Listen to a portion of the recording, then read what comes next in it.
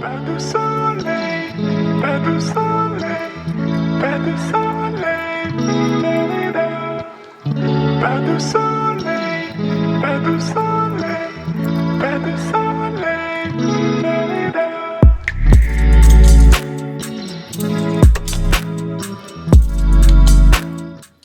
তরকা রান্না করতে কী কী ইনগ্রেডিয়েন্টস লাগছে দেখুন।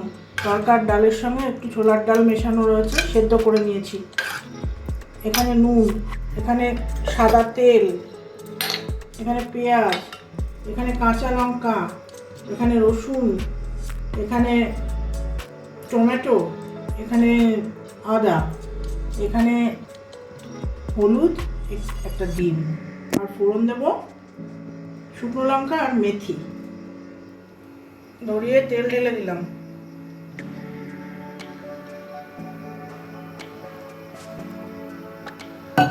একটু গরম হোক। প্রথমে এই তেজপাতাটা দিয়ে দিলাম, একটা তেজপাতা দিলাম,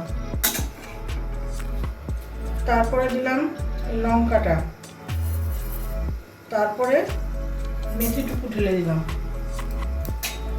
ঢেলে দিয়ে একটু নাড়াচাড়া করে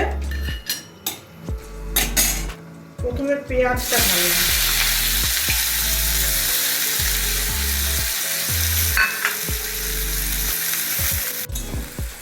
পেঁয়াজটা নাড়তে চাড়তে এটা ঢেলে দেবো, রসুনটা ঢালবো,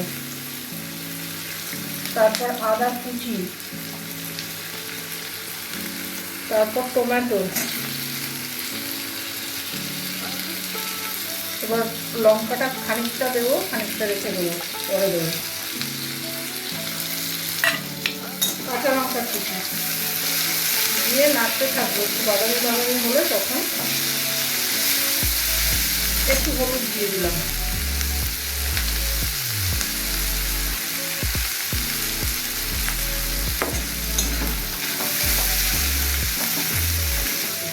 চিনি ছিটিয়ে দিলাম। এবার একটু নুন দিয়ে দিচ্ছি।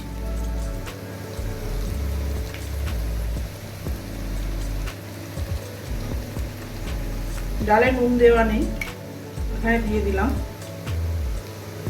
এবার ডিমটাকে ফেটিয়ে দিয়ে দেবো।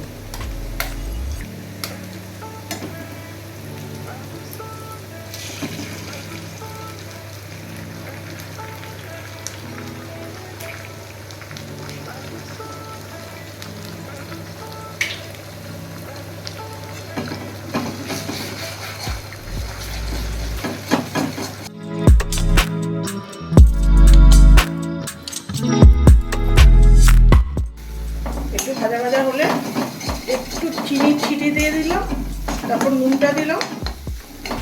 এবার ডিম দিয়ে ভালো করে নেড়ে দিলাম। নেড়ে নিয়ে এবার ডালটাকে ছেড়ে দেবো।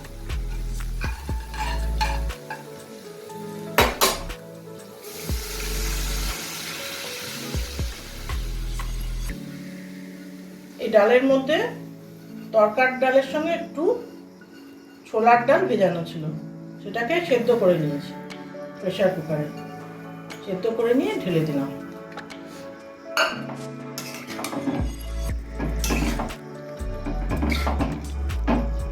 নুন একটু দিয়ে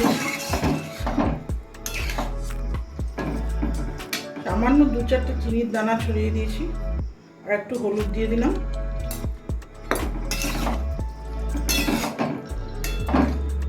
এবারে আর জল লাগবে না, এবার ঢাকা দিয়ে দিচ্ছি। ঢাকা দিয়ে দিলে ফুটে উঠলে নুন চিনি দেখে পরিমাণ মতো হয়েছে কিনা দেওয়া, তাহলে রেডি হয়ে যাবে তরকা। তরকা রেডি।